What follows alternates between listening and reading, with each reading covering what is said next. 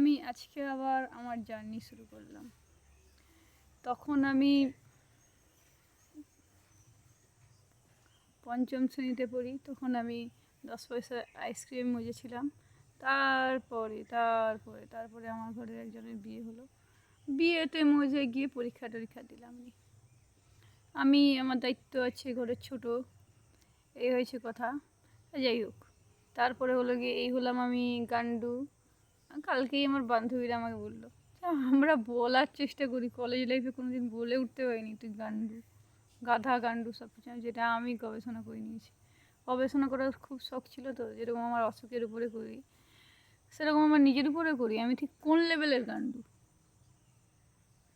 মানে কি বলবো, যেটা নিয়ে আমি প্রতিবাদ তুলি সেটা আমার সাথে হলে মরে গেলে শান্তি হবে, শান্তি পাবে। আমি একটু বেশি গান্ডু।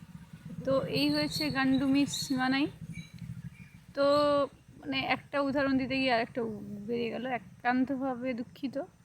তারপরে হলো গিয়ে সেই হাঁটা চলা করতো। তারপরে বন্ধু চেঞ্জ হলো।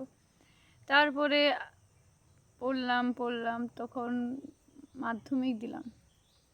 মাধ্যমিক দিয়ে তারপরে যাই হোক দিলাম।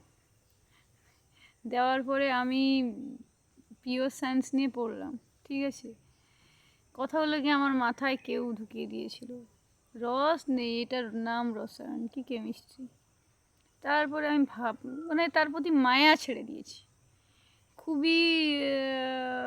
মানে আমি ফিজিক্স খুবই ভালোবাসতাম, অস্বীকার করবো না, এক পয়সার অস্বীকার করবো না যে আমি ফিজিক্স ভালোবাসতাম না।